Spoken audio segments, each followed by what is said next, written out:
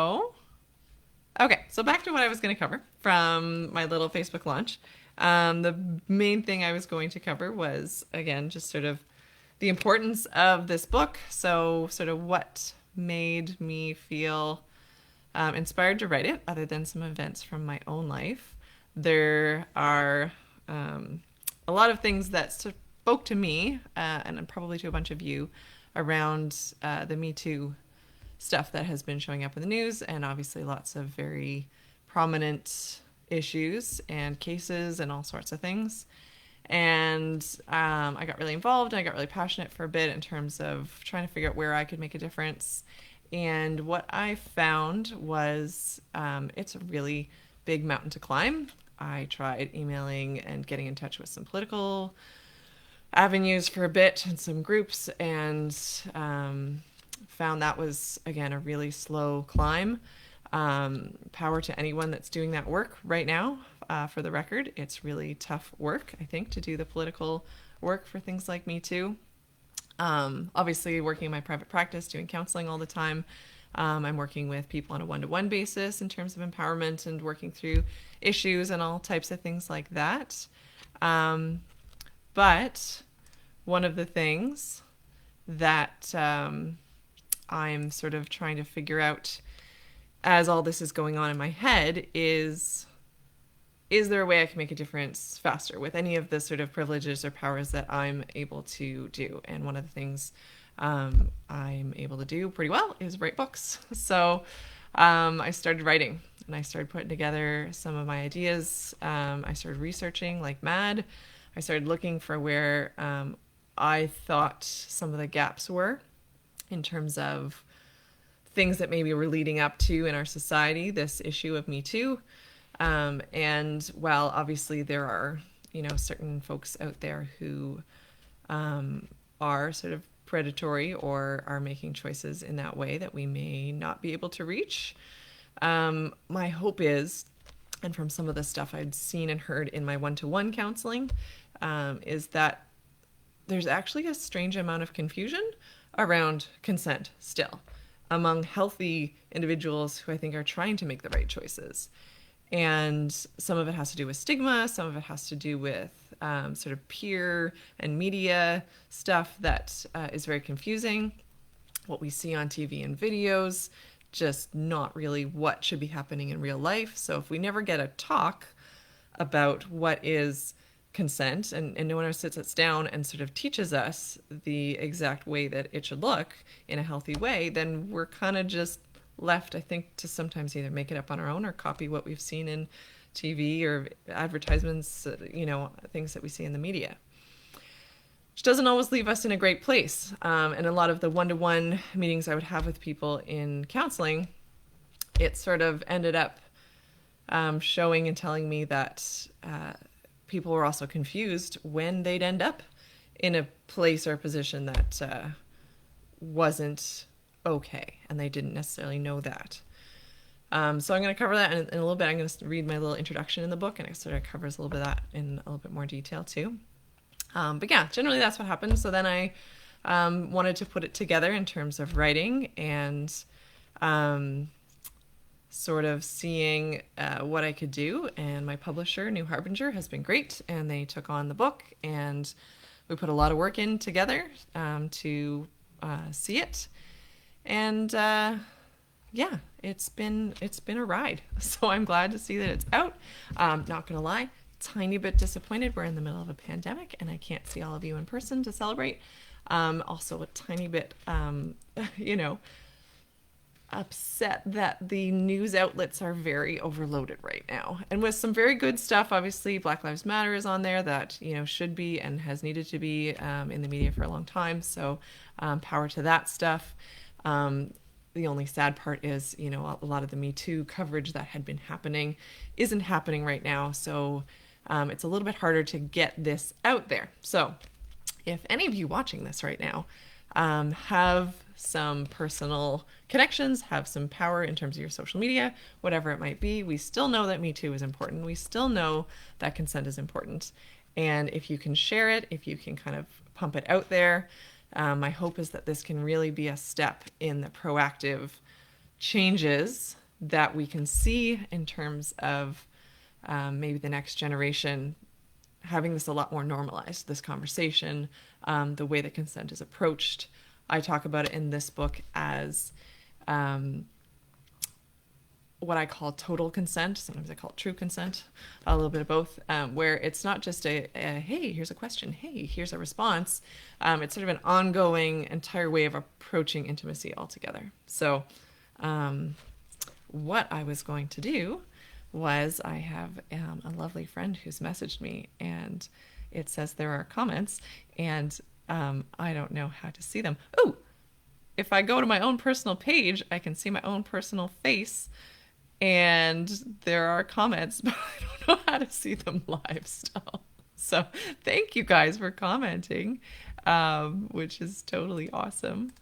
I can only see for them. I see hi Lauren, hello to Michael, that's my dad, hello to Judy, and anyone else who's commented that I maybe can't see, but hello.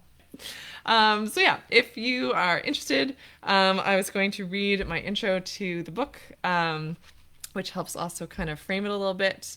If you have questions, again, type them in. Hopefully one of my lovely friends can pass them along on Messenger to me, and I will get them and answer them as I go.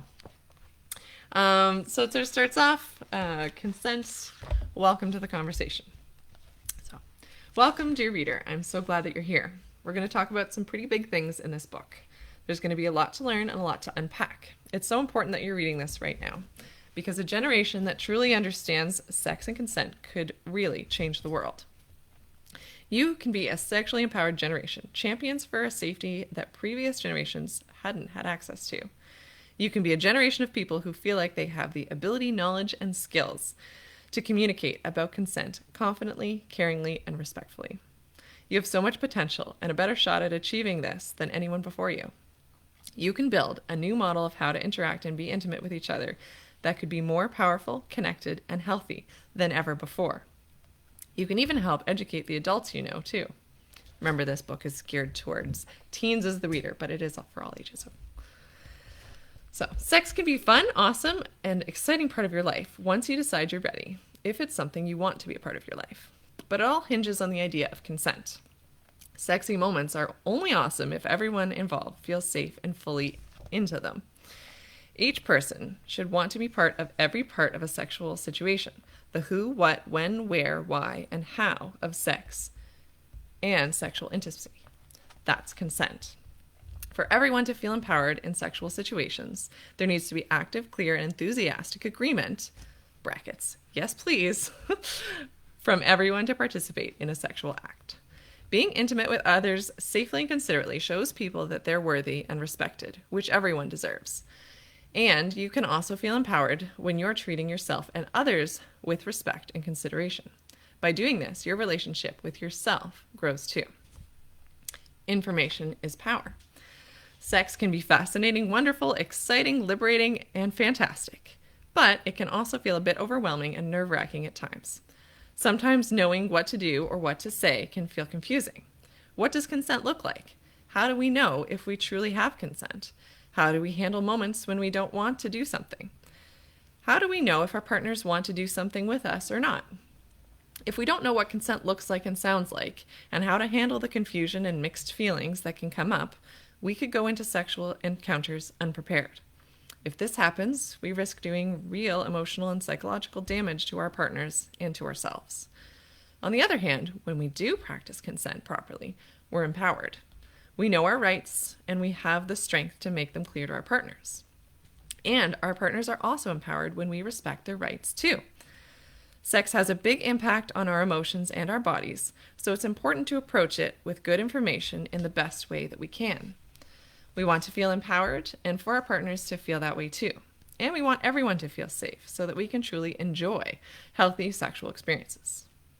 Now, there's a little note in the book that has like a little box out part that talks about how sometimes if we read or learn about sexual consent and some of the stories and examples in here, it could be triggering.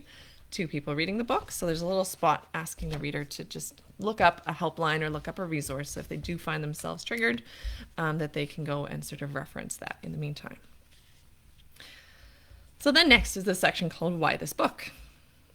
In my work as a therapist, I talk to young people about their sexual experiences all the time, the good experiences and, unfortunately, the not so good experiences too. And I've come to realize how often we're confused about our own brains, bodies, and reactions, especially where sex is concerned. The stories I hear in counseling sessions come from people who are confused about what happened, why it happened the way it did, and why they didn't react differently in the moment. Many of the stories I've heard have similar themes. One young woman told me how she had ended up at the house of a man she met at a bar one night. She didn't know exactly where she was. As she realized that she didn't want to have sex with the man, she offered him oral sex instead, even though she didn't want to do that either. The young woman told me that she was confused why she reacted this way. Why didn't she just run, say no, or leave the situation? I didn't have the answer at the time. All I knew was that it wasn't her fault. And I told her this. It wasn't. It is always the responsibility of the person initiating the sexual experience to ensure that they have full and total consent. But I struggled with the same question as she did. Why did this response happen instead of the one she expected? Why didn't she say no or ask to leave when she didn't want to be there? I heard another story from a young man who was upset that his girlfriend had broken up with him for cheating on her. But he said the situation was more complicated than that.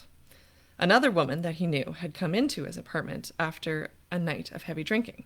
She insisted that he have sex with her. He asked her to leave, but she wouldn't, and she continued to ask him for sex, which eventually happened. His girlfriend found out and broke up with him. But this young man hadn't given true consent. He was cornered and pressured even after he had said no. He was confused as he told me this story too. He thought he deserved to lose his girlfriend and that he was weak for not refusing to have sex with this other woman. He blamed himself completely, but it wasn't his fault either. And the question of how and why this happened remained a mystery to him too. Why did sex happen when he truly didn't want it? I heard versions of both of these stories multiple times, and I began thinking of my own life and my own experiences. I've lived through some of these confusions and difficult situations myself. When I was in school, for instance, at all ages dances, boys would come up behind my group of female friends and start dancing or grinding behind us without asking. And my friends and I would never tell them whether we were or weren't okay with this. Instead, we came up with a code of facial expressions that we could sort of save each other if we didn't like what was happening. Sidebar from the book for a second, it kind of looked like this. Or, and then the person would sort of come in and rescue from around the other side. Oh, anyway, it just all felt normal, clearly. Even though something didn't feel right about it. I came to assume that this was the way that it had to be, and life carried on. So this pattern, don't say what you want or don't want, and just get away without making a scene, this ended up being the theme of several encounters, even in college. There, when a boy I'd met during freshman week asked me to dance, I agreed as a friend. I was in a relationship with someone else. After a little while, he leaned in to kiss me. I pulled back and reminded him I had a boyfriend. He tried to talk me into it anyway. I kept pushing him away, playfully. So I was sort of giggling, and I eventually made an excuse to get away. Eventually, I had to hide in the bathroom until I could find my friends. When I told them about his behavior, they weren't concerned. Instead, they were impressed that I'd been so aggressively pursued. It's a compliment. Again, I thought maybe this is just how the world was. But it didn't feel right. Why had he kept going when I'd told him I had a boyfriend, when I'd given him so many signs it wasn't okay? Why did it feel so hard to be firm and clear about what I didn't want? During my third year, a male friend walked me home from a bar after a night out with friends. When we got to my front door, he asked to kiss me, and I said that wasn't a good idea. I was friendly and playful about it, trying to keep things light. After all, he was my friend. He asked a few more times. I kept saying no, but I was giggling as I tried to figure out why he still had his arm around me and was still asking me. And then he kissed me anyway. I didn't slap him like they do in the movies. It appeared that I let it happen in the moment and then walked calmly through my front door, even though I was twisted up inside. I slept badly, and when I woke up the next day, I cried. In my early 20s, a much older male supervisor drove me to an abandoned parking lot after we had dinner. He asked to kiss me, leaning in, not waiting for an answer. I was pretty much stuck in a car in an abandoned parking lot that I didn't ask to go to, and there weren't a whole lot of options. It wasn't a safe place. I didn't kick or hit or kick or yell for help, even though that's what I had been taught to do. Instead, I watched myself as if from the outside of my body, kissing him back until it was over, and he agreed to finally drive me back to my car. When I was safely back at home, I threw up, I cried, and I called my boyfriend. I felt so confused. Why did this keep happening to me? Why did I giggle and laugh my way through these situations when I had always been told to scream, push, yell, or run? Why couldn't I seem to access the tough, assertive part of me that I always imagined when I pictured this kind of thing? Where was my kung fu ninja kick to the groin that I planned? Why would my body seem to undermine what I was saying by giggling or not being assertive? My body didn't act like I was in an emergency when I was in the middle of these situations. That wasn't what I was taught to expect. Something was being lost in translation. Perhaps there are more nuances to consent than many of us have been taught. Important things that can affect our ability to feel safe with each other and our ability to understand and say what we do or don't want. We're often taught the rules of consent, like no means no. It does, but we don't always understand on a deeper level of what consent really looks like and sounds like.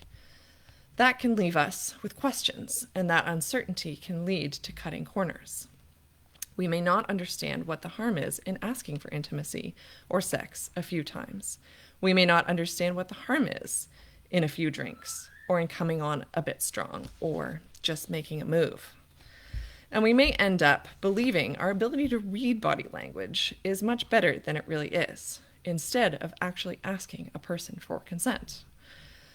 Many people believe that if a situation was really that bad, or if someone really didn't want it, they would yell, scream, hit, push, or just say no, firmly and forcefully. We might think that it's obvious by a person's reaction from that other person when a line's being crossed. When someone doesn't see this reaction from another person, or sees giggling, joking, laughing, or that person giving in but not being mad, they might assume that these messages mean something entirely different than what they do actually mean. And this misinterpretation can affect both how we look for consent and how we give consent to each other. We need to all be speaking the same language. We need to understand ourselves, our bodies, and our brains better. And so in this book, we're going to learn the entire language of consent and the process of consent. Because when we know better, we can do better for ourselves and for our partners. Consent is empowerment. So that is the intro, leading you up to all the wonderful, fantastic things that are inside this book. And as you can see, consent isn't as straightforward as maybe some of us think that it is.